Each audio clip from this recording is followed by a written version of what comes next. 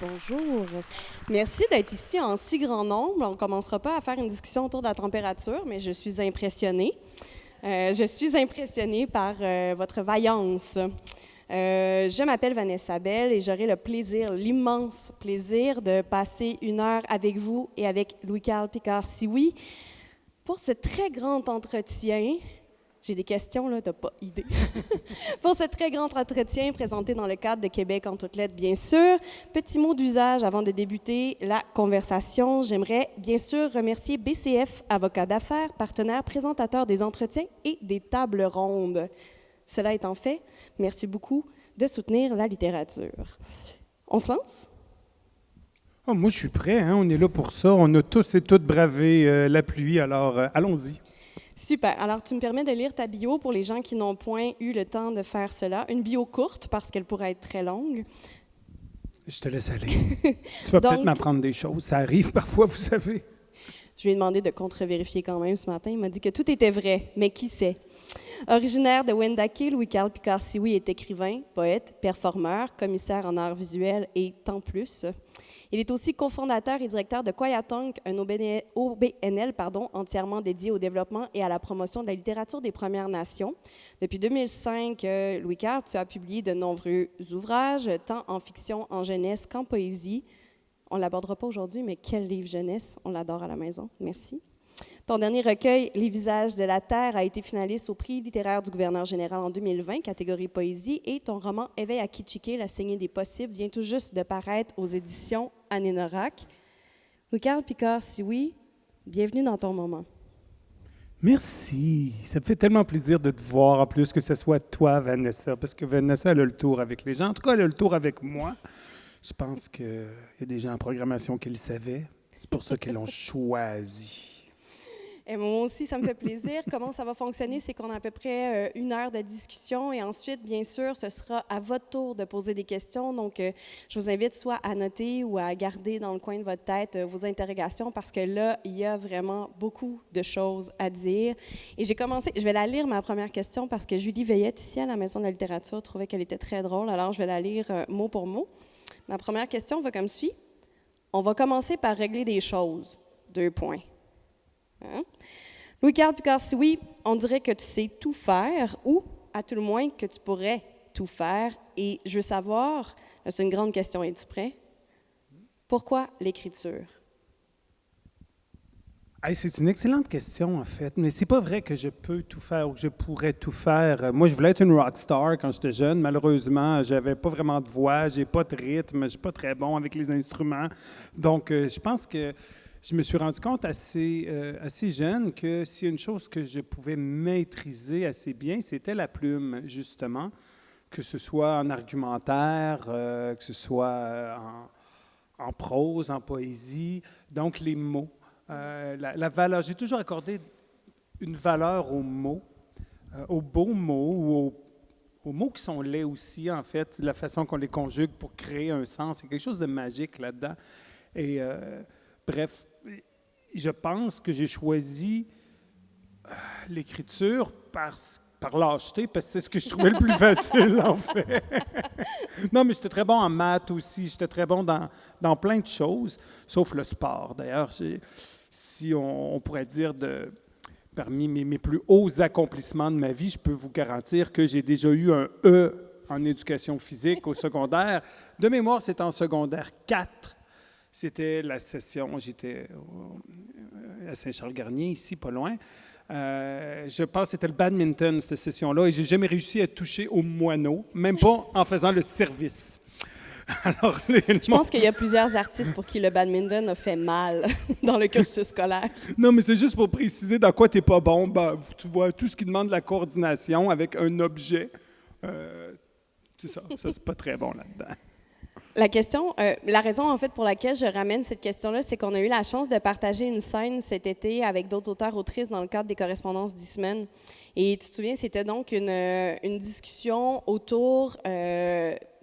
bon, il y avait un autre thème, mais on se ramasse toujours finalement, quand on a des personnes qui appartiennent à certaines minorités, à ramener le sujet vers ce que ces personnes doivent défendre ou non dans leurs œuvres, mais ce qui fait que leur position est absolument politique.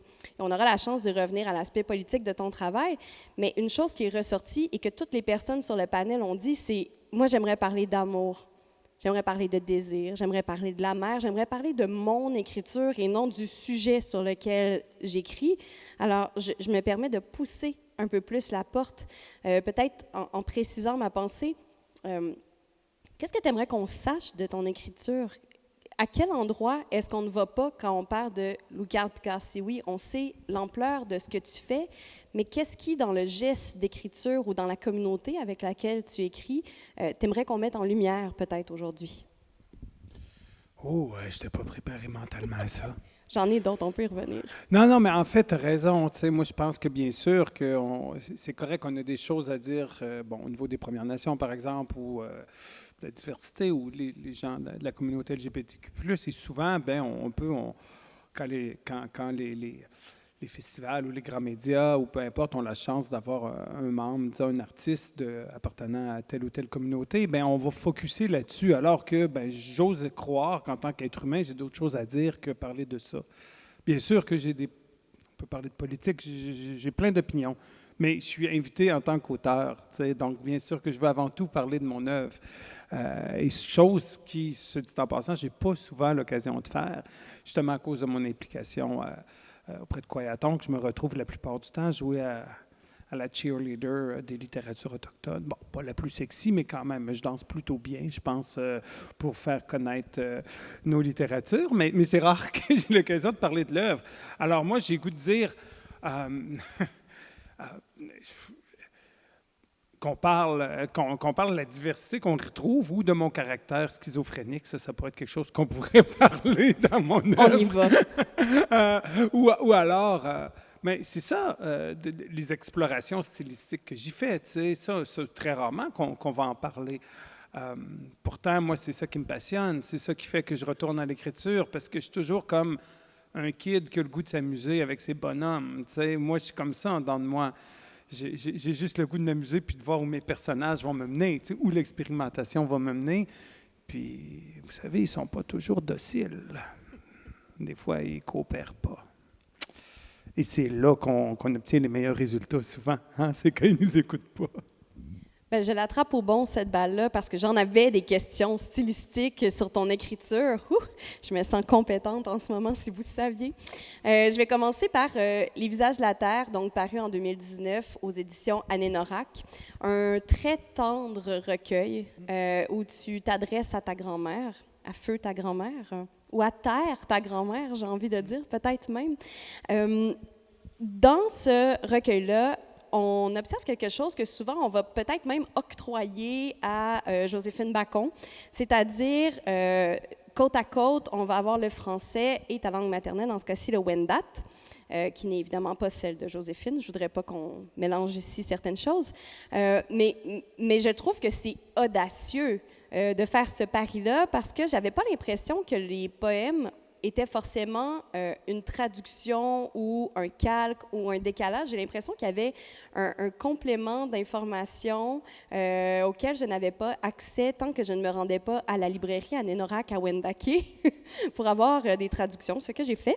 Peut-être que tu as envie de nous parler de cette manière de te présenter et de présenter ta poésie aussi. Bien, c'est évident que Les visages de la Terre est arrivé à un moment particulier pour moi. C'était une façon de faire mon deuil. Et ça, j'ai découvert très jeune. Je pense qu'il n'y a rien de très original là-dedans, je pense. Hein. Il y a beaucoup de gens qui, quand ils ont des moments difficiles, surtout les deuils, vont utiliser les arts. Moi, je me rappelle que mon premier gros deuil, c'était mon grand-père. Et j'écrivais pas tant à l'époque. J'écrivais, mais c'est surtout le dessin. J'ai dessiné juste pour extérioriser ces sentiments-là et cette perte, ce vide béant, tu sais, qui s'ouvre en nous, et pour l'apprivoiser. J'étais plus jeune à l'époque.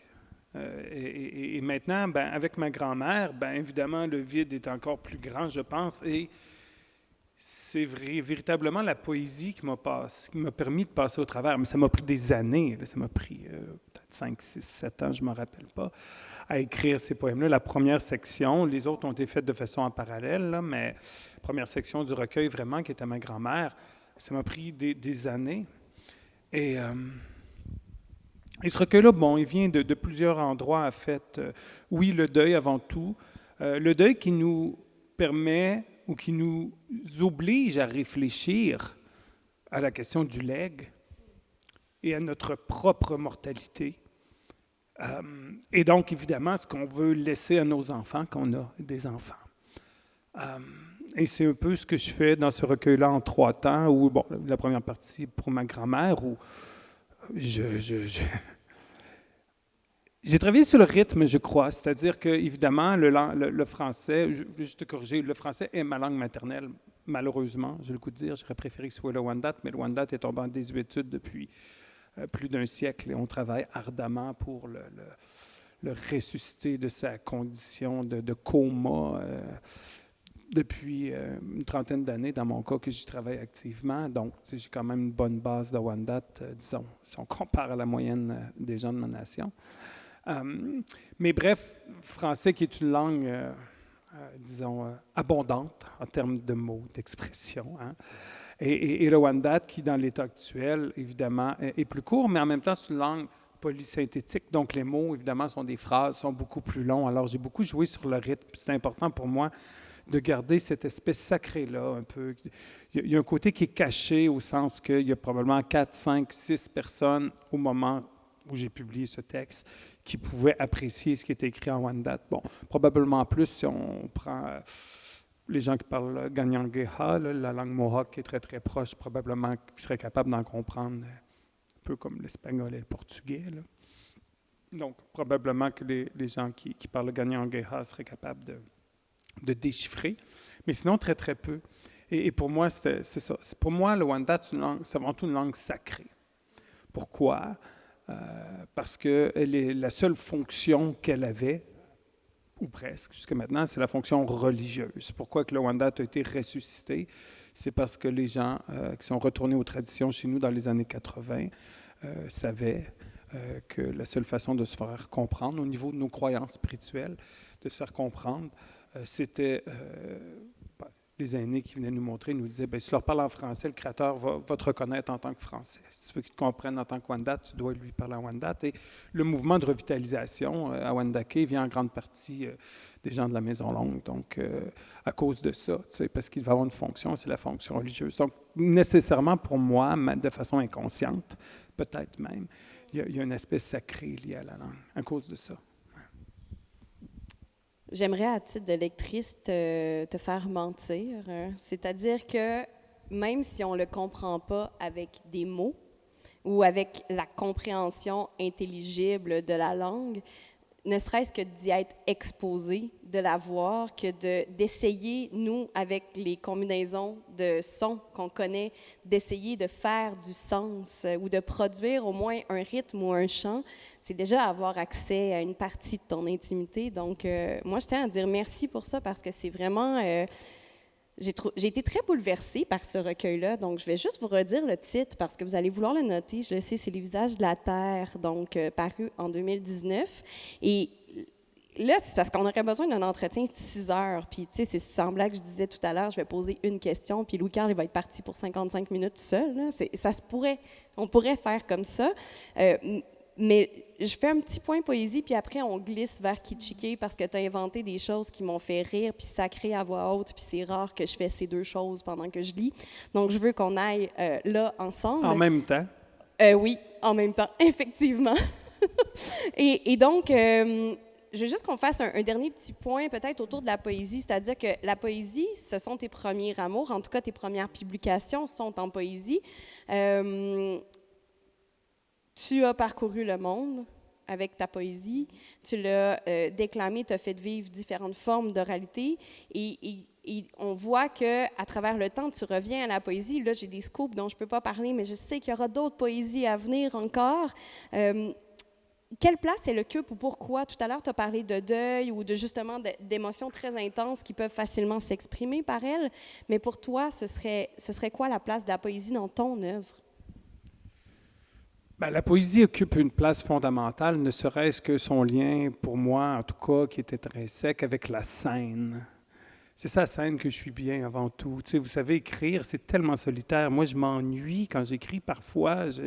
J'ai goût de partager avec les gens, j'ai goût de parler, de savoir, ben, t'aimes ça, t'aimes pas ça, je m'en fous, mais dis-moi-le. Tu sais. J'ai besoin de ce contact-là avec les gens, je pense. Et ça, pour moi, la poésie s'incarne avant tout sur scène. Tu sais. Puis tu as raison, tu parlais des visages de la terre.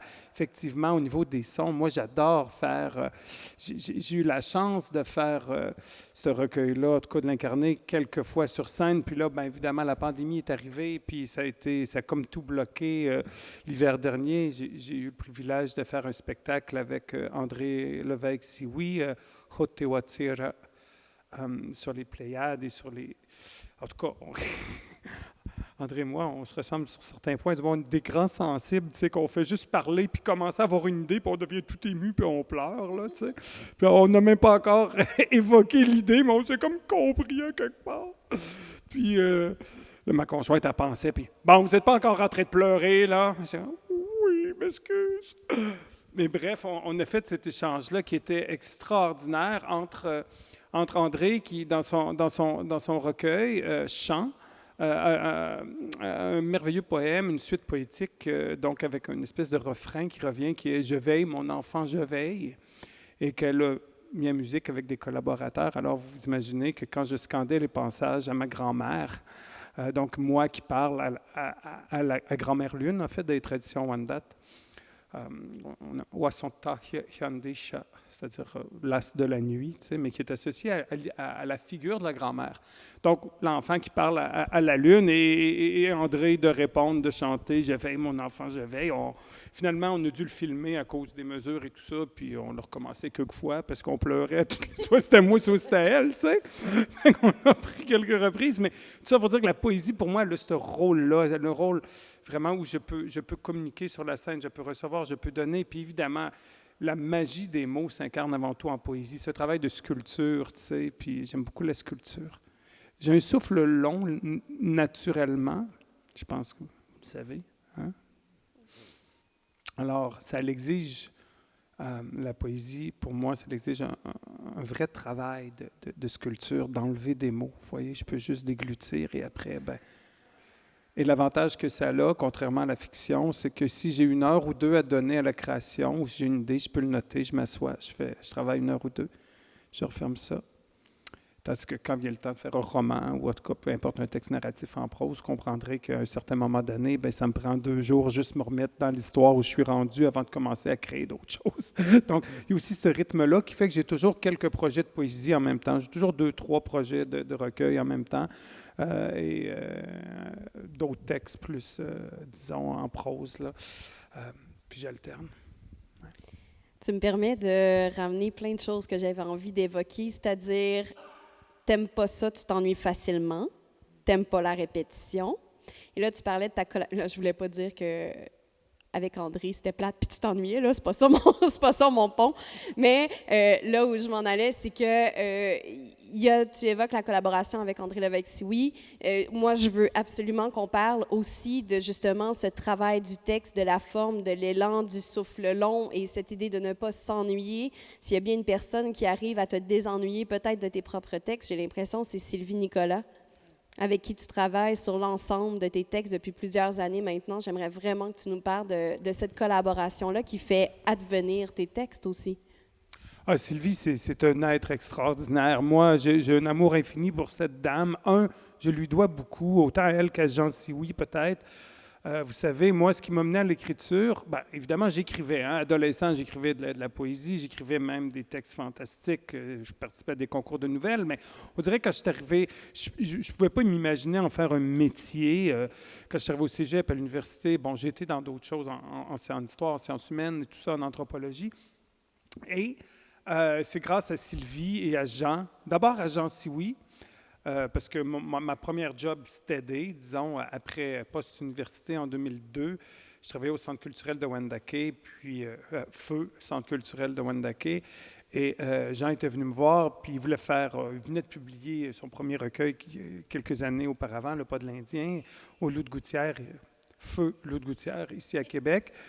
Mon Dieu, qu'on ne rajeunit pas quand on y pense. Et, Ça va pas aller en il y s'améliorant. a de plus en plus de feu, hein, non, c'est ça. Mais bref, tout ça pour dire que Jean voulait, il voulait faire un cercle d'écriture. Moi, j'ai aucune idée c'était quoi, mais bon, bref, il m'a convaincu. Je n'étais pas trop dur à convaincre. Je trouvais que son idée était bonne, dans la communauté, avec, bon, pour créer un peu une nouvelle génération. Les gens s'amusent alentour des mots et tout ça. Et tout de suite, il avait proposé, il connaissait Sylvie, il a amené Sylvie Nicolas au cercle. C'était elle qui animait nos cercles déjà probablement de plus 2003, alentour d'eux. Et cette première collaboration-là, pour moi, elle était super précieuse. J'ai participé au cercle juste parce que j'étais un fonctionnaire qui n'avait pas au goût, genre, de revenir 2 fois en soirée. Là. La vraie raison n'est pas super sexy. Là. C'est que tous les mercredis soirs, de mémoire, c'est le mercredi, c'est pas tout cas. Il fallait que j'aille débarrer à la porte du centre culturel à 7 h, puis que je revienne la verrouiller à 9 h, puis ça ne me tentait pas. Et j'avais un jeune enfant à l'époque. C'est le fun d'avoir un petit break quand même une fois par semaine, comme dans le creux de la semaine. Là. Fait que j'ai décidé de rester, puis de voir ça avait l'air de quoi. Puis c'est grâce à Sylvie que je suis resté. Je veux dire, son don, de communication, sa générosité, écoute, son intuition. Moi, c'est une femme que j'admire incommensurablement. Et je peux vous dire que grâce à elle, le premier exercice qu'on a fait lors du premier atelier du Cercle d'écriture, c'est devenu de façon intégrale la première page et demie ou les 2 premières pages de Yawandara et la forêt des têtes coupées qui allait être publiée quelques années après. Donc, tu sais, je veux dire, c'était en moi ce désir-là. Ces histoires-là m'habitaient. Mais j'avais juste besoin de quelqu'un, tu sais, pour m'aider à le réaliser. Tu sais. Puis ça, c'était Sylvie. Puis il y a eu d'autres gens qui ont travaillé sur Yawandara au début, d'autres éditeurs, puis ça ne fonctionnait pas. La relation éditoriale ne fonctionnait pas. Alors, très vite, Mme Francine Vernac, qui était la propriétaire à l'époque du Loutre-Gouttière, s'était revirée vers Sylvie pour dire « Ça ne marche pas, peux-tu regarder avec Louis-Carl? » Puis depuis ce temps-là, la majorité de mes livres, je les ai faits avec Sylvie. Sinon, les quelques recueils que j'ai chez Mémoire d'Encrier, là où j'ai travaillé avec Rodney Saint-Éloi et Jonathan Lamy. Mais sinon, tout ce qui a été publié, c'est avec Sylvie que je l'ai fait. Puis, il faut le dire, c'est important, hein, parce que souvent, ces gens-là qui nous aident dans l'ombre, on ne les nomme pas, puis ils ont tellement des rôles fondamentaux dans tout ce qu'on peut livrer, en fait. Si on réussit à livrer le meilleur de nous-mêmes, c'est grâce à leur confiance, puis à leur... Bon, des fois leur entêtement, je suppose. Mais dans le cas de Sylvie, c'est plutôt sa confiance et sa générosité. Ouais. Et je tenais à l'évoquer aussi parce que peut-être que vous aurez aussi envie de noter son nom. Sylvie est une poète, entre autres, assez punk, hein? Performeuse sublime qu'on a la chance d'entendre, notamment au Salon du Livre des Premières Nations. Elle fait des entrevues, etc. Donc, Sylvie Nicolas qui sera à découvrir si ce n'est pas déjà fait.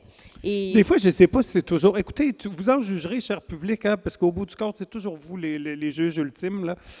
Alors, parce que tu dis... Tu sais, je ne sais pas, des fois, j'ai l'impression que tu vois, les gens qui font l'accompagnement éditorial sont là pour nous raisonner.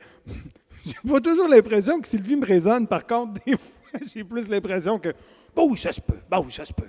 Ah, t'es pas game. » J'ai plus l'impression qu'elle me relance dans ma folie, tu sais. En tout cas, moi, je considère que c'est une chance, tu sais, mais encore là, vous êtes les juges, pas moi. Bien, c'est ce qui est beau aussi dans une relation éditoriale ou de travail littéraire, c'est d'avoir un interlocuteur ou une interlocutrice, peu importe, qui nous dise non ou oui, c'est ce dont on a besoin. Toi, si tu as envie de te faire pousser un peu dans ta folie, ben, tant mieux si tu as trouvé ton interlocutrice. Parlant de folie, parlant de te pousser dans ta folie, il y a cette chose incroyable que tu as développée qui s'appelle Kitschike. J'ai comme 200 000 questions sur Kitschike. Au moins, minimum. J'ai aussi des questions de lectrice parce que je vis à Kitschike depuis quelques mois maintenant. J'ai très hâte de voir où ça va m'amener tout ça. Mais on revient à la question de la stylistique, c'est-à-dire que, je vais te la lire, là. Tu as une écriture qu'on rencontre rarement, Louis-Carl Picard-Sioui. Fluide, entre les oralités, la bonhomie populaire, la culture de haute voltige aussi. Sans effort apparent, je trouve que tu fais se côtoyer dans les mêmes livres et à travers ton œuvre tout entière une tonne de registres, de styles. Ça donne du relief, bien sûr. Ça rend les personnages attachants, mais surtout, et tu l'as évoqué tout à l'heure, mais là, c'est là qu'on s'en va, surtout, moi, j'ai l'impression que tu as du fun tout seul.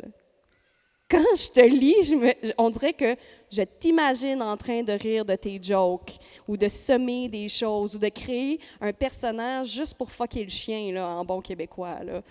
Est-ce vrai? Ah non, mais tout à fait. Écoute, oui, je ris tout seul. En écrivant Kitschki, je ris tout seul, c'est sûr. Je suis désolé, je me trouve drôle parfois. Mais il faut dire que tout m'inspire. Puis ce qui est le fun avec un univers comme ça, un univers consensuel, c'est que tu peux y mettre pas mal n'importe quoi. Donc, c'est plus grand que nature. Donc, des fois, il y a des choses qui viennent d'une anecdote ou juste d'une blague entre amis ou quelque chose qui est déformé. Un exemple nono, mais on a dans le livre, il y a un magasin d'artisanat à Kitschki qui s'appelle Les Mocassins Hurlants. Ben, ça, c'est mon chum Thierry Houlin, Michel Savard, puis André Levesque-Sioui, qui avait avec Rachel Aucoin, et bon, j'oublie leur nom, mais il y avait un band de musique trad qui s'appelait les Mocassins Volants. Et un soir, sur le bord du feu, je jasais avec Thierry Houlin, puis je me suis comme trompé, puis au lieu de dire les mocassins volants, j'ai dit les mocassins hurlants. C'est sorti de même, puis là, on a trouvé ça bien drôle, puis on se disait, ce serait pas pire comme nom de band, un band de métal ou quelque chose. Finalement, dans le livre, ben, c'est devenu un magasin d'artisanat. Puis je me dit, pourquoi un artisanat? Là, je m'imaginais un vieux tripeux métal, là, on en connaît des hommes là, dans la soixantaine, mais qui sont encore dans l'époque métal, ils s'habillent en métal. Puis je m'imaginais juste la mascotte d'Eddie the Head ou de Metallica, ou toute leur Iron Maiden, puis toute leur Megadeth, il y avait toute leur mascotte épeurante, là. Que c'était les mannequins puis qui habillaient dans le fond de l'artisanat sur ces mannequins-là. Puis je trouvais ça bien drôle, mais toute cette folie-là, où effectivement, l'idée originelle est née par hasard, justement sur le bord d'un feu, mais là, je l'ai ramené, puis après ça, tu laisses aller le hamster, puis le cerveau humain fonctionne par analogie, et j'ai l'impression que des fois, mon hamster va très, très vite, j'ai de la misère à suivre, et c'est mon déficit d'attention, peut-être, je ne sais pas. Puis là, les images se cumulent, puis je fais juste les prendre en note, puis finalement, je pense que ça donne quelque chose de rigolo, en tout cas. Moi, c'est un personnage, j'ai adoré, Constant Jean-Pierre qui arrive... dans Éveil à Kitschki, j'avais besoin de nouveaux personnages pour élargir la famille de Jean-Paul, Paul Jean-Pierre. Juste puis, ça, tu sais, un personnage qui s'appelle Jean-Paul, Paul Jean-Pierre, déjà, on est parti sur un trip, là. Ouais. Tu sais, des communautés, des fois, le monde a des drôles de noms, là, tu sais. Puis surtout que les noms de famille composés, je me suis toujours dit, ça n'arrête plus, ça, hein? C'est parce qu'à un moment donné, tu as des noms de famille composés, mais quand tes noms de famille sont composés, puis tu dois les recomposer, ça commence à en faire beaucoup. Mon cousin Jonathan, je ne sais pas de qui il parlait, je pense que c'était un prof de l'université, je ne le nommerai pas, là, mais Joe, il l'appelait, ça c'est l'homme aux deux prénoms, tu sais, parce que son nom de famille pouvait également être un prénom, fait que je trouvais ça drôle, fait que je me disais, hey, tout d'un coup, quelqu'un, ça c'est une chose, mais d'un coup, quelqu'un a 5 prénoms comme nom, tu sais, que ça se peut. Tu peux avoir un prénom compté, tu as Jean-Paul, qui est son prénom composé, puis Jean-Pierre, c'est certains Inuits, certaines communautés, des Anishinabés aussi, en tout cas, qui ont des Atikamekw aussi, il y a des Jean-Pierre comme nom de famille, puis là, j'ai des Paul, il y en a chez toutes les communautés. Fait que là, je me suis dit, mon personnage va s'appeler Jean-Paul, Paul Jean-Pierre. Juste le dire est le fun.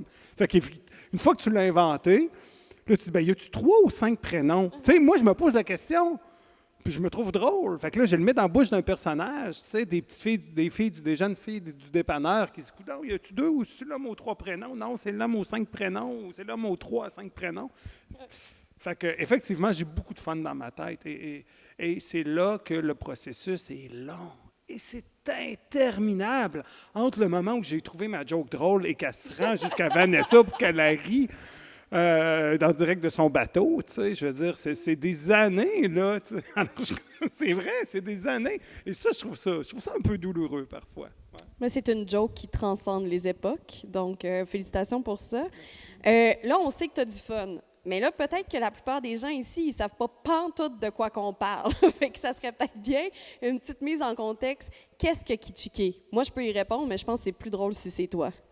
Bon, écoute, Kitschki, c'est une réserve imaginaire du sud du Québec. Comme je le dis souvent, le premier jet, l'étincelle, au début, moi, j'avais décidé que je voulais écrire comme une espèce de réponse à Quispin de Naomi. Quispin, qui est un texte qui m'a beaucoup marqué profondément. J'ai eu la chance de lire en bonne partie. Avant publication, en tout cas, était venu le présenter à un moment donné de façon orale, certains extraits. Moi, j'étais tombé en amour avec la voix de Naomi. Et bon, évidemment, dans Quispin, elle présente finalement une réserve autochtone du Nord d'un point de vue d'une jeune femme. Fait que moi, je me disais, je vais présenter une réserve autochtone du Sud d'un point de vue d'un homme. C'était comme l'idée initiale, mais puisque je ne suis pas du tout Naomi, c'est devenu complètement d'autres choses assez rapidement. En fait, très, très rapidement, c'est devenu d'autres choses. J'avais une ribambelle de personnages dans ma tête qui se sont mis à s'animer d'eux-mêmes. Et là, j'ai décidé de faire complètement d'autres choses. J'ai décidé de faire un miroir déformant, de faire une satire des réalités des communautés du Sud. Parce qu'on en entend très peu parler dans les médias, dans les arts. Il y a encore au Québec, puis dans le reste du Canada aussi d'ailleurs, l'espèce de croyance que les Autochtones, c'est quelque chose du Grand Nord. Hein? Alors que c'est complètement faux de tous les temps. Il y a 10 000 ans comme aujourd'hui, il y a toujours eu plus d'Autochtones dans le Sud que dans le Nord, ne serait-ce que pour des raisons climatiques, géographiques, etc., de ressources. Hein? Donc, et pour moi, c'est important que les gens des Premières Nations du Sud puissent se reconnaître dans des livres. T'sais, on a une histoire différente du Nord quand même, du contact, évidemment, qui date de plusieurs centaines d'années, bien avant les communautés du Nord. Dans beaucoup de cas, des communautés qui étaient déjà sédentaires à l'arrivée des Européens. Donc, on a des histoires différentes et des réalités parfois semblables, parfois différentes. Et donc, l'univers de Kitchiki me permettait de faire une satire pour qu'on puisse rire de nous. Et aussi, une autre chose qui était importante pour moi, de présenter la diversité des gens des Premières Nations à l'intérieur d'une même communauté. Parce que, pour des raisons X, que ce soit par les médias, peu importe, on a l'impression, souvent, les Premières Nations sont présentées comme un bloc monolithique. Hein? Alors qu'il y a autant de diversité à Wendake, à l'intérieur de Wendake, qu'il y en a à l'intérieur de la ville de Québec, là, tant au point de vue religieux, au point de vue politique, au point de vue... à tous les points de vue, on est des sociétés complexes. T'sais. Alors, à l'intérieur de Kitchiki, je voulais vraiment que qu'on incarne cette diversité-là. Que la réalité de la jeune femme monoparentale qui travaille au dépanneur n'est pas la même que l'aîné, le vieil homme médecine là, qui a perdu sa sœur dans un accident d'auto, que tel autre personnage, mon Pierre Warbouche, qui est un quarantenaire sans trop de métier, mais hyper intelligent, mais qui un grand névrosé. Donc, je voulais montrer cette diversité-là, tant au niveau des valeurs, au niveau économique, au niveau... Donc, pour moi, c'était important de montrer cette diversité-là. Et aussi d'incarner et surtout de partager avec le grand public comment on se sent parfois quand on habite une réserve du Sud. C'est quoi les frustrations, c'est quoi les espoirs. Et pour ce faire, j'ai collectionné à travers les années des anecdotes, des légendes urbaines. J'ai collectionné des idées, en fait, auprès de différentes communautés, du Sud, mais aussi un peu du Nord, parce que des choses sont semblables, parce que les lois sont semblables, etc., et les légendes urbaines de corruption, de drames, de choses drôles aussi. J'ai tout mis ça ensemble. On fait une grosse sagamité, on a brassé ça dans un pot, et ça, c'est devenu Kitchiki. Alors, évidemment, tout devient plus grand que nature, parce que ça ne peut pas s'être passé dans la même communauté, ça devient trop grand. Puis c'est là qu'on peut avoir du plaisir et qu'on peut se permettre d'avoir quelqu'un qui s'appelle Jean-Paul, Paul Jean-Pierre. Entre autres choses. Et c'est vraiment un tour de force. Là. Il y a probablement des gens qui l'ont déjà lu. Je vois des gens faire des oui de la tête depuis tout à l'heure.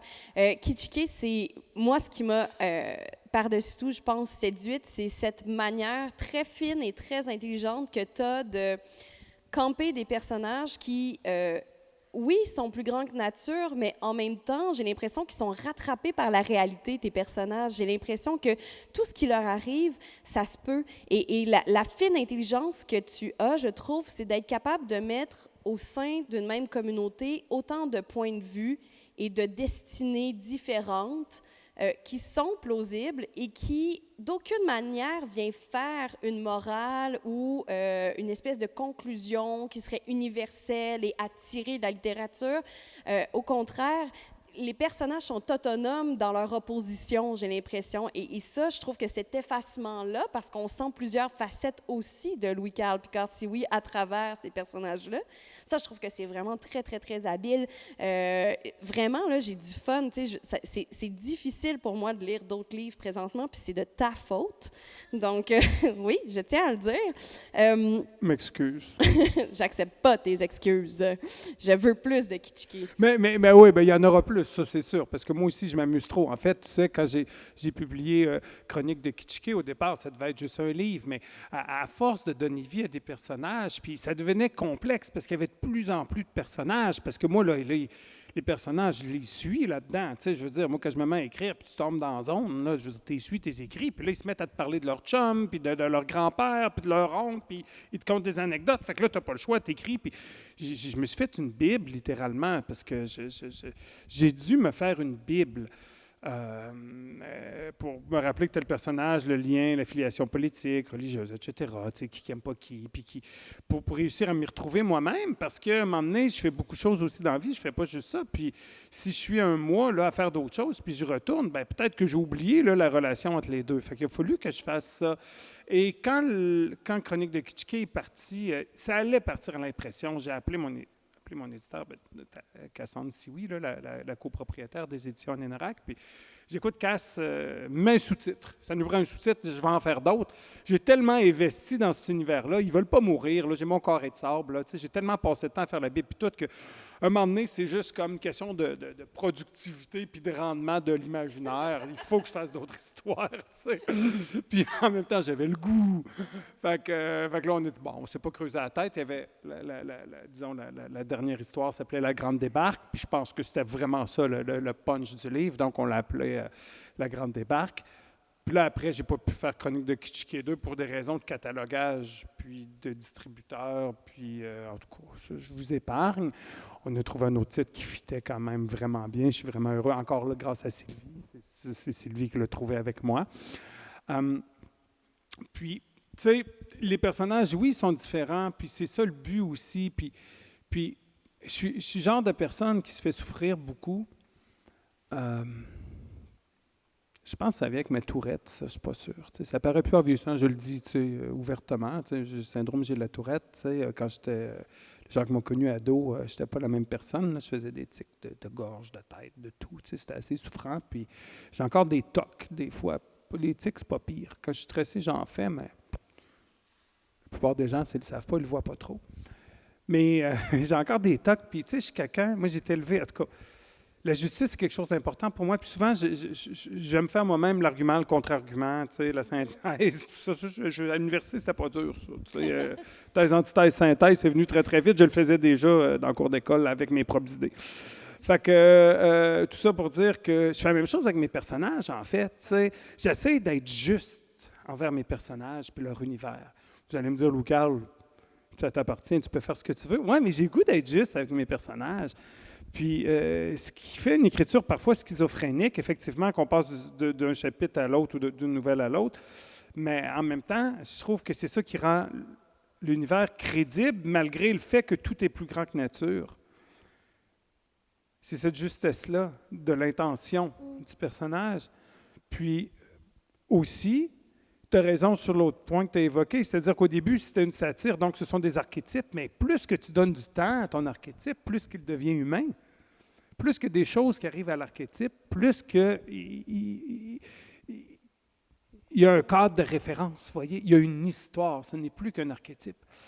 Alors là, il faut trouver d'autres choses. J'ai l'impression que dans Éveil à Kitschki, les personnages sont peut-être moins un petit peu archétypes, mais en même temps, c'est là que je vais encore plus loin. J'ai des nouveaux personnages, ou bon, des anciens qui étaient juste, mettons, des personnages de troisième ordre qui deviennent sous le spotlight. Mais justement, c'est pour continuer à avoir à dire quelque chose puis à pouvoir m'amuser. Puis c'est là que j'arrive avec des idées du vieux Constant qui a le vieux rocker qui a un magasin d'artisanat. Tu sais, encore là, c'est pour créer une espèce de contraste avec mes autres personnages qui deviennent de plus en plus humains. D'ailleurs, ça m'inquiète parfois, mais ça, c'est un autre débat. Là, je vois le temps qui passe, puis ça me fait de la peine, le temps qui passe, parce que j'ai bien trop de questions. Je veux juste faire un petit pont pour les gens qui nous écoutent présentement. Donc, Chronique de Kitschki, qui est sous-titré comme nouvelle. On pourrait dire un roman par nouvelle même, où il y a une espèce de cycle. Donc, chaque personnage a terminé de vivre sa péripétie, mais péripétie qui peut avoir écho dans l'univers des autres qui vivent à Kitchike. Et ensuite, on arrive avec donc cette espèce de tome 2 qui peut être lu avec ou sans le premier, mais que je vous conseille fortement de lire parce qu'il y a un délire de trou noir fort appréciable. Éveil à Kitchike, donc, qui est un plus roman traditionnel dans le sens du terme. Là, il y a beaucoup de choses qui se passent dans ma tête, puis je ne sais pas par où le prendre. Fait que je vais juste y aller avec le sujet que je veux absolument qu'on évoque avant la fin de notre temps ensemble. J'aurais le goût de dire la vulve cosmique. Là, Tu peux dire la vulve cosmique. Moi, ça m'a marqué quand je l'ai vu à Shawinigan. Hein? Tu sais, il y a la vulve cosmique à l'église à Shawinigan. Ça m'a beaucoup marqué. Osias-le-Duc, pour ceux qui n'ont pas la référence. Il y a une dimension qui est plus que spirituelle, qui frôle un délire, qui est aussi spirituel, qui est aussi emprunté à des traditions des Premières Nations. Tantôt, tu parlais de sagamité. Là, tu mets tout ça ensemble puis tu pars dans ta tête. J'aimerais que tu nous parles de l'aspect hors corps de ton écriture, parce que, notamment dans Éveil à Kitchike, il y a un très grand segment où ce que tu appelles peut-être la schizophrénie de l'écriture se révèle à son plein potentiel, et on te suit ou on ne te suit pas, mais reste que ça existe et que tu as fait le pari de mettre un monde qui existe en dehors de notre conscience ou auquel on a très peu accès, et ce monde-là, que seul toi sais de quoi ça a l'air dans ta tête, tu as réussi, et ça c'est hot, là, à trouver le vocabulaire pour nous le transmettre. Donc déjà, tu lui as inventé des mots pour faire en sorte que nous, on le comprenne. Donc, parle-nous un peu de toute cette dimension de bulles qui s'entrecroisent, voilà. Oui, ben d'ailleurs, je tiens à remercier Nadia Mir, qui, c'est l'œuvre de couverture, je pense, qui était parfaite pour ce recueil-là, ce livre-là, et particulièrement en lien avec ce chapitre-là qui s'appelle « L'initiation ». Écoute, disons que pour moi, l'univers est un lieu extrêmement complexe. Je suis quelqu'un de croyant. Moi, je l'affirme haut et fort. Je crois à quelque chose de plus grand que moi. Moi, les traditions Wendat, c'est quelque chose d'extrêmement important pour moi. Je ne suis pas chrétien. Je suis le chemin de mon peuple. Mais je crois à quelque chose de plus grand que moi. Je pense qu'il y a une sagesse dans nos légendes, dans nos mythes. Et en même temps, je suis quelqu'un de très rationnel et je suis côté scientifique, je pense, je suis un fan de tout ce qui est de vulgarisation scientifique. Là, moi, je suis un grand fan des années-lumière, puis je lis Science et Vie depuis que je suis tout petit, puis tout ce qui a trait à la physique expérimentale, aux conceptions même de notre univers, tu vois, de ce concept d'espace-temps qui est figé et éternel. Alors, comment on explique notre vécu dans le temps? Vous voyez, ça, pour moi, ce sont des questions qui m'intéressent beaucoup. Et dans le cadre de Kitchike, il y a une partie de cette exploration-là, je dirais, où je tente de réconcilier certaines croyances et certaines théories de la physique fondamentale. C'est ça, l'initiation, avant tout, c'est ça. D'ailleurs, dans Chronique de Kitchike, il y a la nouvelle « L'homme qui fait danser les étoiles », où on commence, je pose déjà les fondements de ça, mais ils sont juste comme nommés, puis après on passe à d'autres choses, parce que c'était pas si important. Là, on y revient, mais on y revient hardcore pas mal, là on se noie dedans, tu sais. Et d'ailleurs, je me suis posé la question, mon éditeur n'était pas convaincu. Sylvie était convaincue, comme je te dis, un livre trouve son public, tu vois, amuse-toi. Mon éditeur n'était pas super convaincu. Jamais, quand je dis mon éditeur, je parle de Daniel, mais Daniel, il ne dira pas « non, t'enlèves ça », c'est pas son genre. Moi, je préférais que tu l'enlèves, mais je pense que c'était trop flyé pour lui. Je préférais que tu l'enlèves, mais tu choisis de le garder, c'est bien correct, Carl, pour le public pareil. Là, le livre, il est bon, on l'aime, mais il aurait préféré, parce que c'était peut-être trop flyé pour lui. Mais moi, encore là, je dis non, c'est là le sens de l'existence de Kitchike, c'est là que je le trouve. Parce qu'après, il y aura d'autres choses. T'sais, là, on tombe, là, comme ils disent, down the rabbit hole, là, c'est ça, là, c'est le terrier là, du lapin blanc. Là, c'est un peu ça, mais c'est un peu, mon Dieu, qu'on l'a vu pendant la pandémie aussi, combien de gens qui tombent là-dedans. C'est d'autres choses, vous allez me dire, mais ce sentiment-là de perte, un peu de contrôle, là, c'est Pierre Roy-Bouche qui tombe dedans. Et en même temps, moi, ça me permettait quelque chose d'extraordinaire. Et si vous savez à quel point je suis reconnaissant, au moment où on se parle à Montréal, il présente l'Enclos Roy-Bouche. L'Enclos Roy-Bouche, qui est une pièce de théâtre que j'ai eu la chance d'écrire là, c'est moi qui l'ai écrit, mais avec Alexis Martin qui m'a donné un coup de main au niveau comme conseiller dramaturgique, produit par Ondinoc et le Nouveau Théâtre Expérimental. Si jamais vous allez à Montréal, là, ça finit le 29 octobre, fait que ratez pas ça. Et pourquoi je dis ça? C'est parce qu'au départ, c'était ça que je voulais faire. Ça a l'air d'une grosse infopub, dans le fond, la rencontre après-midi. Je l'avais comme question, c'est correct. Vas-y. Mais pourquoi je dis ça? C'est parce que pour moi, Vanessa l'a dit, je m'ennuie facilement, je me lasse. J'ai le goût d'essayer des nouvelles choses. Et j'ai surtout le goût d'essayer des trucs que je pense qui n'ont pas été faits. Ou disons pas été fait d'une certaine façon, parce que tout a été fait, on le sait, tout a été dit, tout a été fait, mais peut-être pas avec tel twist, peut-être pas avec telle nuance. Et moi, ce que je voulais faire, c'est un diptyque transmédiatique. Alors évidemment, chacun des blocs de Kitschké peuvent être appréciés en tant que tels, mais moi, là, Pierre Roy-Bouche, quand je le sors de la dimension, parce qu'il pète une coche à page 258, on l'envoie dans une dimension. Noé Saint-Ours l'envoie dans une dimension psychomimétique. La dimension psychomimétique, c'est sa scène au théâtre que ça joue présentement. C'est un show d'1 heure et demie de théâtre. Et ensuite, il revient dans le livre, mon personnage. Il me dit, il me semble que ce serait cool que le personnage, on l'envoie dans une autre dimension, puis comme même moment, la haute dimension, ça serait comme chez nous.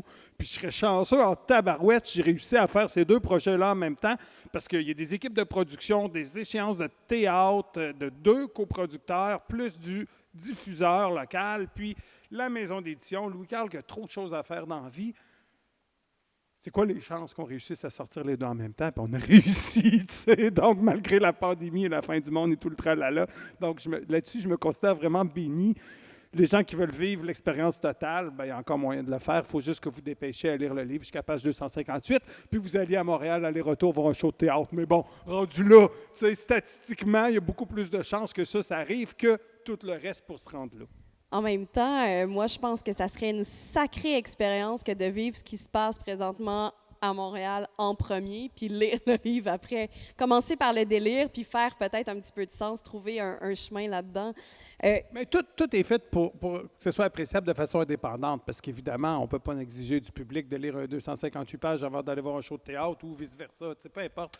Puis pour moi, ça c'est un autre game. De la même façon que la plupart des histoires de Kitschké, même des chapitres, même dans le roman ou dans les nouvelles, dans le recueil, peuvent être lus pas mal de façon indépendante. Sauf certaines, évidemment, là, parce qu'il y a des punchs, mais sinon, moi, je les construis comme ça, parce que, comme tu disais, c'est chacun de ces personnages-là qui vit ça. On devrait être capable d'apprécier la vie d'une personne en solo, sans son contexte sociétal tout le temps. Oui, puis c'est tout à fait faisable dans cette œuvre-là. Je te ramène un petit peu en arrière, le temps de réévoquer peut-être l'idée de la tradition et de tes personnages. Là, c'est comme si tu m'avais donné toutes les clés pour cette question-là en même temps, c'est-à-dire que la Kitschké, la saignée des possibles, tourne autour, entre autres, avant et pendant le Grand Pow-Wow. Et là, c'est un bon moment pour soulever toutes les guerres intestinales, dit-elle, et la politique et les histoires personnelles et des questions écologiques. Mais je veux revenir sur ce passage-là parce que tu parlais de tes croyances, mais qui tournent autour de cette idée de power-là. Et tu écris à la page 73, 2 personnages discutent ensemble. Et un des deux veut en fait avoir un traditionnaliste qui va venir ouvrir le power pour bien faire les choses et que ce soit propre et que ce soit instagrammable et que ce soit apprécié du public parce que c'est donc ça qu'il faudrait faire. Alors que cette personne qui parle, si je ne m'abuse, c'est d'ailleurs Vincent le banquier, celui que j'adore détester, avec le curé Labelle. Lui aussi, je l'haïs pas mal, mais j'aurais aimé ça qu'il accepte le off powwow avec des cartes de bingo. J'espère que ça aura lieu, ce off powwow. Un off powwow, c'est quand même pas pire. Donc, toujours est-il que Vincent demande à ce qu'il ait donc un traditionnaliste qui vient ouvrir, qui va faire un chant traditionnel. Et là, Roméo refuse. Et Vincent lui dit, « Mais pourriez-vous me recommander quelqu'un de votre groupe? » Même pas identifié, juste de votre groupe. Nous souhaitons vraiment que tout soit fait dans les règles de l'art, dans le plus grand respect de notre tradition millénaire. Ce à quoi Roméo va lui répondre, si vous souhaitez que ce soit fait dans le plus grand respect des traditions millénaires, alors tenez-vous loin de notre culture. Ce n'est pas quelque chose à instrumentaliser à de basses fins politiques ou économiques. Et là, je n'ai pas de questions, je veux juste te dire les mots-clés qui sont power, politique, et aussi ou soulever peut-être cette idée-là du powwow dont les traditions sont importées de l'Ouest. Il y avait quelque chose là qui était très riche dans ma tête de settler. Ben écoute, je pense que l'instrumentalisation de la culture autochtone, on la voit partout de plus en plus, et souvent par des gens de bonne volonté, tu sais, mais ça commence par les propres conseils de bande, là, souvent, qui vont dire, ça va commencer par les universités, par toutes sortes de gens qui disent « Hey, là, ça nous prend quelqu'un pour faire une ouverture, ça prend seulement quelqu'un pour une reconnaissance territoriale. Pourquoi? Ça ne fait pas partie des traditions Wendat, ça. Pourquoi? Tu sais, si on veut le faire... C'est drôle, j'arrive du Salon du livre de Sherbrooke, là, j'ai eu la chance d'être tête d'affiche, parce qu'Annénarak était à l'honneur, la maison d'édition à l'honneur, puis on a eu cette conversation-là alentour de ça, puis je me disais, mais si vous voulez respecter le protocole Wendat, quand vous commencez vos réunions, commencez donc par reconnaître les humains qui partagent ce moment-là avec vous. Prenez le temps de vous regarder, là, puis de reconnaître. Je vous reconnais, on est là ensemble. Aujourd'hui, on a telle chose à faire. Ensuite, vous remerciez la Terre. On vous souhaite bonne rencontre. C'est pas plus compliqué que ça. T'sais. Parce qu'avant de commencer à parler de bien d'autres choses, la première chose, Yon auront quoi les mots avant toute chose, c'est la reconnaissance des autres qui sont là, des humains. Et ensuite, la Terre, ensuite, on peut parler d'autres choses. Voyez, donc, il y a un ordre de préséance. Puis souvent, ça peut être instrumentalisé. Bon, pour ce qui est au trait au power, écoutez, on pourrait en parler longtemps. Moi, je suis, comme je vous dis, je suis quelqu'un de la Maison Longue. Pour moi, je pense qu'il y a une beauté dans le power. Et la beauté, c'est que c'est des mouvements qui ont permis aux Premières Nations d'exprimer une fierté et de se rencontrer au-delà des frontières nationales, parce que chacun a sa culture, sa langue qui est extrêmement différente. Hein, souvent, on le dit, l'Amérique, c'est aussi diversifié que l'Eurasie. Donc, il n'y a pas de culture amérindienne, pas plus que de culture eurasienne. Là. On est autant diversifié sur l'île La Grande Tortue que l'île continent eurasien. Et le power, ça l'a permis à une certaine époque, justement, au niveau économique, mais au niveau de la fierté, ça nous a permis de voyager d'une communauté à l'autre. Il y a plein de beaux côtés au power. Par contre, moi, je demeure critique au fait que dans plusieurs communautés, le power remplace la culture originale. Les codes, les façons, les rituels, alors ça n'a rien à voir. À l'origine, ça vient des Omaha, des Sioux et tout ça, donc des peuples du sud des États-Unis. C'est comme si, on dirait aujourd'hui en France ou en Angleterre, qu'on vivrait la culture chinoise ou vietnamienne, les rituels, puis on dirait que ça, c'est traditionnel français ou anglais. Le monde dirait, ben attends une minute, là, ça vient du Vietnam. Là, c'est un peu la même chose, à une autre échelle, je ne sais pas si vous comprenez. Ben, à la même échelle, en fait, c'est une échelle de continent. Donc, mais en même temps, bon, au niveau social, au niveau, il y a plein de choses positives. Fait que moi, je demeure, puis j'ai organisé des Power Wendake, le Power qui existe aujourd'hui, c'est parce que l'équipe en 2003-2006 qui a travaillé là-dessus, c'est pour faire bien les choses aussi, en respectant les rituels de ce qu'est un Power. Bref, tout ça pour dire que j'ai des personnages dans le recueil qui ont différentes positions, qui sont des positions réelles que les gens peuvent avoir des communautés, et des positions réelles que même moi, je vais partager à certains moments. Il y a certains moments que je vais être beaucoup plus critique par rapport à ça, puis il y a des moments que je vais avoir vraiment les côtés positifs, parce qu'il y en a beaucoup aussi. Donc, c'est comme je n'arrive pas à me faire une tête, puis que je me crée des personnages pour s'astiner entre eux autres. Ça fait bien, tu n'as pas ce poids-là à porter.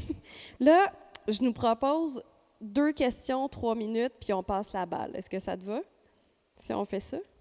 C'est toi le boss, Van. Moi, rendu là, je dis... Je voulais juste que ce soit enregistré, que tu me dises ça. C'est toi le boss, Van. Nice. OK. Première des deux questions. Il faut quand même qu'on parle d'une chose importante par rapport à tes personnages, qui est, puis ça, c'est quelque chose que tu as dit à ton propre lancement. Je l'ai pris en note. Tu sais, je dis beaucoup de choses. Hein? Oui, j'adore ça. J'adore ça, je prends des notes. Mais que tu disais, en fait, que tes personnages, tu les créais aussi pour déjouer leur sort. Puis tantôt, tu parlais avec affection de des personnages qui te racontent des choses sur leur ex, sur leurs relations, qui te parlent de leur culture, de leurs croyances, de leurs désirs. Et je me demandais, est-ce que c'est toi ou est-ce que c'est les personnages qui détournent ou qui déjouent leur propre sort? Est-ce que c'est toi qui écris l'histoire ou ce sont eux qui forcent un peu ta main? Parce que, par exemple, je pense à Lydia. Comment ne pas aimer le personnage de Lydia? Comment ne pas détester le curé Labelle? Comment ne pas... Donc, Roméo qu'on ramène des morts sans gâcher de punch. Mais ces personnages-là... Trop tard. Bon, oui puis non, parce que je pense que dans le tome 3, en tout cas, moi je pense qu'il reste des affaires à vivre. Victoria, que je veux que tu développes encore.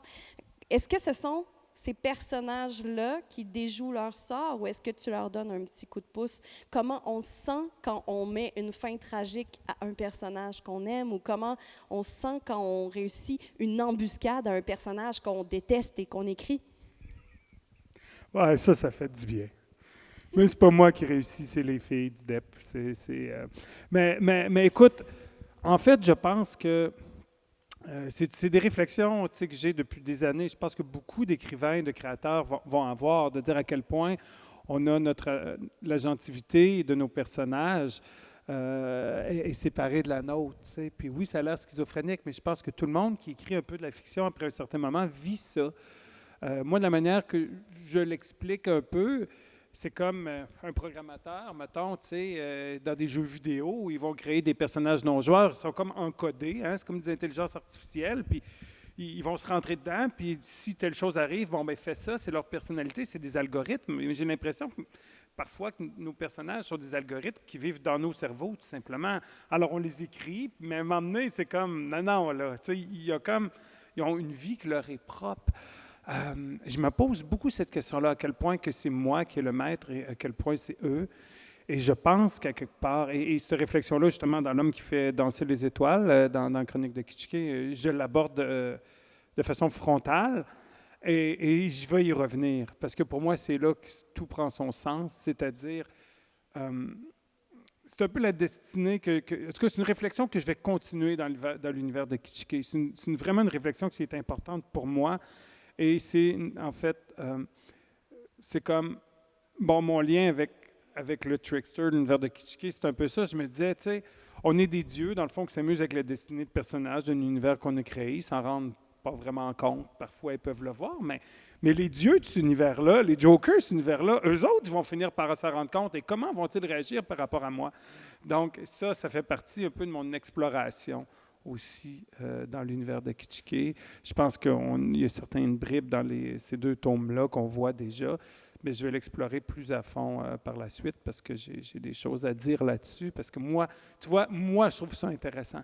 Et c'est là le moment où tu écris pour ton public, bien sûr, mais il faut que tu écrives pour toi-même aussi. Si je n'ai pas de plaisir à écrire, il n'y a pas d'intérêt. Je ne peux pas penser que vous allez aimer ce que je vais écrire si moi-même, je trouve ça plate, en fait.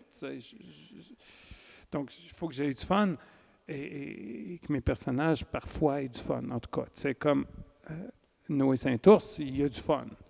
Même trop de fun, des fois, il me fait honte, là. À s'en pisser dessus. Il y a du fun à s'en pisser dessus, littéralement. Voilà.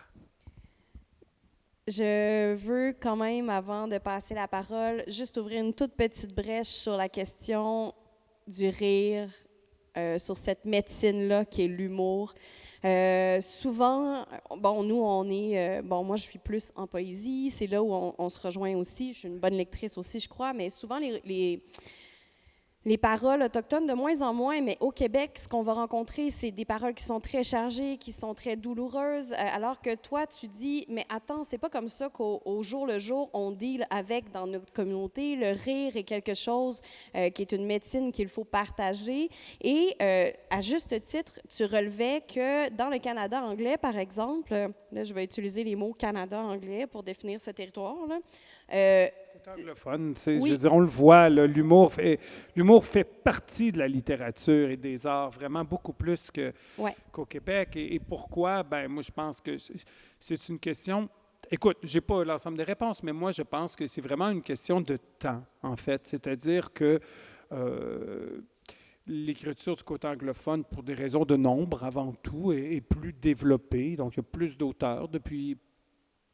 Pas nécessairement depuis plus longtemps, mais vu qu'il y en a plus, ben, il y a plus d'affaires d'écrits. Donc, évidemment, il y a une accélération qui s'est faite, une diversité qui fait qu'on en est aujourd'hui avec des auteurs comme, bon, qui n'est pas d'hier, on remarque, avec des gens comme Thomson Highway ou comme Drew Eden Taylor ou comme Aidan Robinson et bien d'autres, tu sais, je veux dire, dont l'humour est au centre, tu sais, en fait, de leur œuvre et qui incarnent davantage cet aspect-là de nos cultures. Alors qu'au Québec, on dirait qu'on n'est pas encore rendu là. On a passé par témoigner du passé pour immortaliser des choses, parler de notre présent, parler des défis, ce qu'ils font ailleurs au Canada aussi, tu sais, mais on dirait que on commence à rêver l'avenir, tu sais, aussi, mais on dirait que cet humour-là n'a pas encore trouvé son chemin tout à fait. Il y en a, tu sais, mais on n'est pas tout à fait rendu là. Tu sais, moi, des fois, je leur donne des défis, tu sais, veux pas ce petit milieu, on se connaît tous, tu sais, soit Naomi ou Michel, tu sais, même Michel Jean, moi, j'ai trouvé ça très drôle.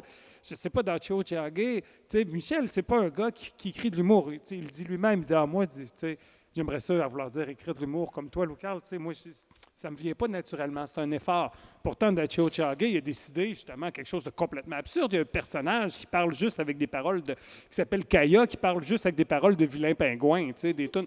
Il y a tout quoi de plus absurde que ça? Mais en même temps, ça vient ponctuer son livre à certains moments où c'est que, tu sais, la charge dramatique, émotionnel est tellement intense qu'on a besoin du côté absurde un peu, tu sais.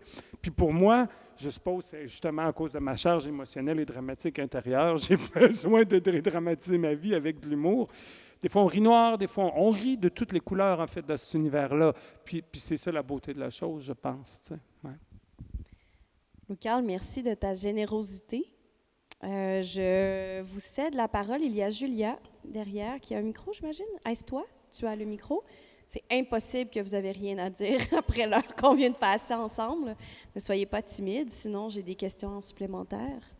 Merci beaucoup à vous deux. Je veux juste préciser que vous pouvez lever la main. Je vais me promener dans la salle pour vous amener le micro. Il faut bien me parler dans le micro parce que l'entretien est enregistré.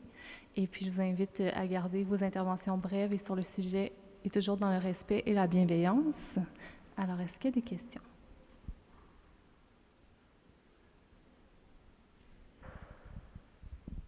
Merci. Bonsoir. Vous avez Bonsoir. très justement parlé en tant qu'écrivain, mais aussi acteur culturel intégré à la vie et au milieu littéraire québécois en tout cas, de l'importance de la diversité des communautés. En même temps, est-ce qu'il n'est pas paradoxal qu'en termes de catégorisation littéraire, on n'ait qu'un terme qui soit celui de littérature autochtone et pas au pluriel? Donc j'aimerais savoir comment vous vivez cette catégorie qui est posée et comment vous définissez au final la littérature autochtone. Oh, la définition, c'est très, très simple. En fait, la littérature autochtone, c'est la littérature écrite par des Autochtones, c'est-à-dire au Québec, les gens des Premières Nations et les Inuits. Ou à l'échelle du Canada, les Métis de l'Ouest. Pour moi, c'est ça la littérature autochtone. Est-ce qu'on devrait dire les littératures autochtones? Bien sûr, vous avez tout à fait raison. Je pense que c'est avant tout une question de nombre. Donc, je pense que la diversification se fait, mais en même temps, il y aura de la spécialisation, comme dans toute littérature. Hein? Bon, aujourd'hui, les gens vont dire la littérature québécoise. Bon, c'est une chose, mais à un moment donné, on se demande, c'est la littérature montréalaise ou c'est la littérature du Lac-Saint-Jean? Il n'y a peut-être pas une grosse différence, mais à partir du moment où il y a une certaine masse critique, l'étiquette peut changer, puis c'est correct. Moi, je l'utilise de façon un peu indéterminé au pluriel ou au singulier, parce que l'idée de base, c'est que les gens comprennent qu'il y a des auteurs, des autrices des Premières Nations et qui ont quelque chose d'intelligent à dire, qui ont des beautés. Donc, c'est avant tout un pitch. Après, on peut l'appeler comme on veut. Des fois, les gens disent « Oui, ça fait-tu partie de la littérature québécoise? C'est une littérature à part? » Bon. Tant que vous le lisez, moi, déjà là, c'est le gros pas. T'sais. Je veux dire, après, bien sûr qu'on s'influence mutuellement, mais dans ce cas-là, je pourrais vous dire que la littérature acadienne m'a probablement plus influencé que la littérature québécoise en général. Alors, pourquoi on ne parle pas de littérature canadienne, mais de littérature québécoise? C'est le même genre de choses. Pour moi, ces frontières-là ne sont pas si utiles au bout du compte, tant que c'est utile au niveau du pitch de vente pour savoir de quoi on parle. Parce que pendant trop longtemps au Québec, c'est mon éditorial, parce que vous avez posé la question, je le referme après. Pendant trop longtemps au Québec, quand les gens parlaient de littérature autochtone, dans le fond, ils parlaient de la littérature québécoise à saveur autochtone. Agagouk, c'est pas de la littérature autochtone. Ça n'enlève rien à Thériault, au contraire. Mais ce n'est pas de la littérature autochtone, c'est la littérature québécoise à saveur autochtone. Comme si un Russe, demain matin, qui se lève à Moscou, qui écrit un roman qui se passe au Québec, ce ne sera pas plus de la littérature québécoise. Donc, moi, je le vois comme ça. Après ça, les frontières, naturellement, évoluent, se complexifient en art, comme tout ce qui est humain, de toute façon. Fait que l'important, c'est que vous nous lisiez après. Je vous laisse le privilège de mettre l'étiquette que vous voulez. Merci. Et tu parles souvent de porosité, hein? Pas juste entre les formes d'art, mais de porosité dans les littératures, dans les lectures. Donc, je ramène juste ce petit mot-là, peut-être clignotant en haut de nos têtes, l'idée de porosité. La porosité, puis même dans Kitschké, puis en général, de toute façon, je pense dans mon travail, même mon travail en performance, surtout, je vous dirais, ce qui m'intéresse, c'est justement cette porosité-là entre la fiction et le réel.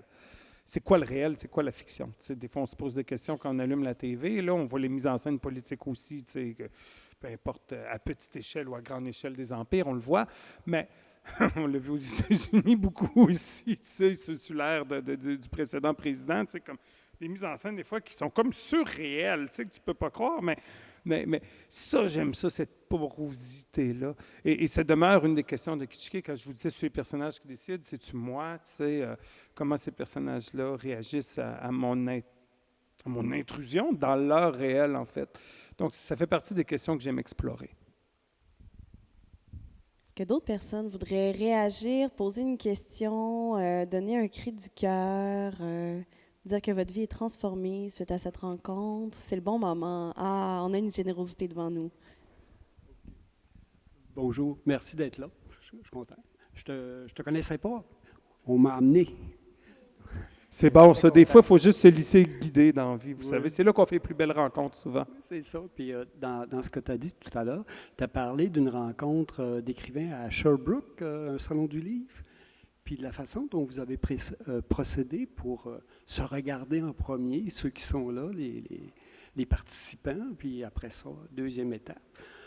Puis là, il faut que tu me démêles, parce que je suis allé au théâtre dernièrement ici à Québec, puis il y a eu présentation du directeur de l'institution, puis à la fin, il dit « oui, nous sommes, je voudrais mentionner que nous sommes sur un territoire non cédé qui appartient au Wendat. » Alors, c'était dit avec très peu d'enthousiasme. Je ne sais pas si c'était pour remercier la subvention qu'ils ont reçue du fédéral pour qu'ils me disent ou pas. Là. En tout cas, c'est dit, mais c'est dit avec tellement pas d'enthousiasme. Puis là, tu fais l'histoire, là, tu parles dans ta tête.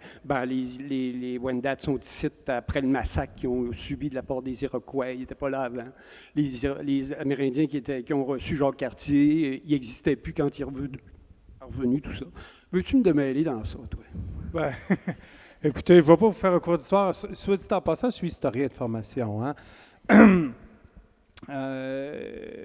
Deux choses l'une. Moi, il n'y a aucun doute dans mon esprit, tant en tant qu'historien qu'en tant qu'anthropologue, qu'on est sur Honyon-Intio, c'est-à-dire une terre Wendat ici même, et que Stadacone, c'est nos ancêtres, du moins au niveau... nous sommes les héritiers de Stadacone à plein niveau. Vous faisiez partie de la grande confédération Wendat. C'est pas très compliqué. Le terme d'Iroquoien du Saint-Laurent a été inventé par le gouvernement du Québec dans les années 80 pour que les Wendat ne puissent pas réclamer la région. Ça, c'est de la politique. Je n'ai pas le goût d'embarquer là-dedans, mais avant ça, on parlait des Hurons de Stadacone. Et après ça, le terme Iroquoien du Saint-Laurent est apparu. C'est de la géopolitique contemporaine. Tout ce que je peux vous dire, c'est que les nouvelles recherches, tant au niveau anthropologique, c'est-à-dire On va voir les Wyandotte même au 19e siècle. Les Wyandotte aux États-Unis, qui sont nos cousins, disaient eux-mêmes qu'ils ont été créés dans une montagne au nord de Québec. Eux disaient au nord de Montréal, mais on s'entend que quand tu es en Oklahoma, ils ne font pas une grosse différence entre Montréal et Québec. C'est la même chaîne de montagnes. Puis c'était pas pour des raisons géopolitiques. Là. Ils disaient que c'était ça que leur tradition orale disait, comme nous-mêmes à Lorette. C'est ce qu'on dit. Maintenant, évidemment, qu'il y a eu une absence suite entre Jacques Cartier, qui a amené des maladies. Terrible, c'est une épidémie. Vous imaginez-vous, les gens, des fois, n'ont pas conscience du poids de l'histoire. Là, on vient de vivre une pandémie mondiale. Là. Je ne sais pas combien la population mondiale, comment que les gens ont été en détresse et tout ça. Il y a quoi? Il n'y a même pas 1%, ou peut-être 1%. Écoute, je n'ai pas regardé les données, mais mettons 1% de la population mondiale qui est morte de ça.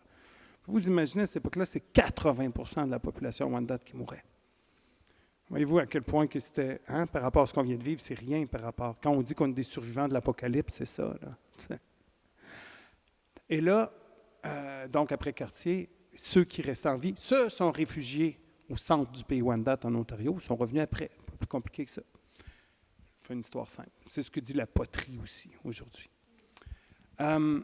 Au-delà de ça, la question du remerciement, je pense que vous avez touché vous-même. Je pense qu'on le sent, ça. On le sent à un moment donné. Vous avez assisté à quelque chose, vous vous êtes dit, le gars, il avait l'air pressé. Ça n'avait pas l'air à venir du cœur. C'est un peu la discussion qu'on a eue au Salon du livre de Sherbrooke. La fille parlait de ça, puis on échangeait là-dessus. Puis c'est de dire, déjà là, si ça ne vient pas du cœur, si c'est une commande qui vient au niveau politique, au niveau économique, peu importe. Ça vaut-tu vraiment la peine? T'sais? Puis quand tu es rendu que tu fais de la pression auprès des Premières Nations pour qu'il y ait quelqu'un qui vienne le faire, là, c'est comme, wow, là, ça ne fait même pas partie de notre culture, cela. Là. Alors, respectons notre protocole. Puis le premier, oui, bien sûr, tu peux dire territoire Wyandotte non cédé, parfait. Mais au-delà de ça, le plus important, si tu veux respecter qui on est, commence à être capable de dire, on est CEO. Intéresse-toi à la langue du pays. Ça, c'est une preuve de respect. On est au Québec, moi je suis très fier de parler français, il n'y a pas de problème. Ce que je serais encore plus fier, c'est que les gens qui ont décidé de s'installer ici parlent Wendat, c'est comme la moindre des politesses, mais c'est pas arrivé ça. Donc, on est capable, les êtres humains, de parler 5, 6, 7 langues. On est bien programmés. En vieillissant, c'est moins évident, j'avoue, là, mais bon, quand on est jeune, on est bien programmé. Mais déjà là, c'est de montrer un intérêt puis de bien faire les choses. C'est surtout ça, en fait, moi, que je retiens de tout ça. Puis de dire, si tu t'intéresses à la culture Wendat, sache que la première chose qu'on fait, le premier mot qu'on dit, c'est toujours pour les gens qui partagent le moment avec nous. Après, oui, on peut parler du territoire. Puis prendre conscience de l'ancienneté du territoire. Notre pays a au moins 10 000 ans. Et juste de prendre conscience que les racines humaines dans notre pays sont aussi anciennes. Le continent est aussi vieux que l'Europe, là. C'est aussi vieux. On n'est juste pas une Néandertal ici, mais ça, on peut tout... On ne peut pas tout avoir. On ne peut pas tout avoir. On a sûrement eu d'autres choses. Non, mais c'est vrai, on a sûrement eu d'autres choses. Mais c'est ça. Ouais. Tiaweng, Louis-Carl, merci beaucoup d'avoir été là. Merci à la Maison de la littérature qui nous reçoit aujourd'hui. Merci au Festival Québec en toutes lettres. Merci aussi du fond du cœur à BCF, avocat d'affaires, partenaire présentateur donc de ces rencontres.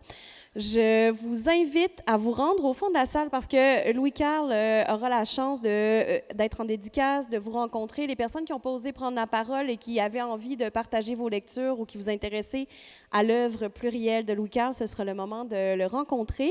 Et avant qu'on se quitte, je tiens aussi à vous donner rendez-vous demain, mercredi, pour une rencontre, donc un entretien avec l'envoûtante Heather O'Neill, menée par l'écrivaine et traductrice Mélissa Véro. Le festival se poursuit jusqu'à dimanche, plusieurs rencontres encore. Nous, on la poursuit derrière, mais tout au long du festival, j'espère qu'on aura l'occasion de se retrouver. Merci encore d'avoir été là.